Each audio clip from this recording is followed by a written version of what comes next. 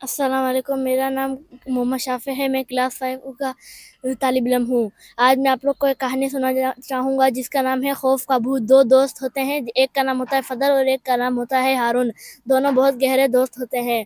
एक तरफ फदल का घर जो पक्की सड़क की तरफ बना हुआ था और एक तरफ हारून का घर जो कच्ची सड़क पर बना हुआ था। उनके बड़े कहा करते थे कि डाक खाने वाली रोड से कभी ना आना, उस रोड पर भूत प्रेत हैं।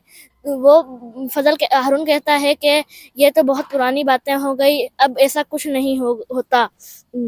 वो एक दिन फजल के घर जाता है तो रात के 11 बज जाते हैं, उसको पता ही नहीं लगता। इतने में वो हारून फजल से कहता है कि अभी मुझे घर जाना होगा, रात के 11 बज गए। फिर वो घर पे जा रहा होता है, तभी उसे बहुत खौफ होने लगता है। उसे दूर से एक गाड़ की सीटी की आवाज़ आने लगती है। उसको अंदर से थोड़ा हौसला होता है और वो तेज तेज थोड़ा चलने लगता है।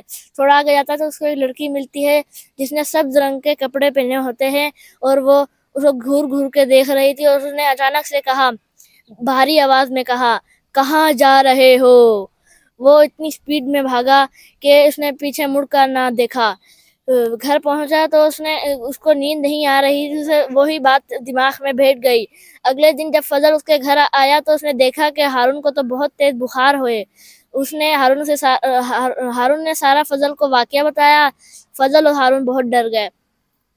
2 महीने बाद फजल की हारून की तबीयत थोड़ी बेहतर हुई तो वो दोनों शहर की तरफ रवानगी भरे। थोड़ी सी आगे गए तो वही लड़की सब्ज रंग के कपड़ों में एक आदमी से, ठेले वाले से फ्रूट ले रही थी।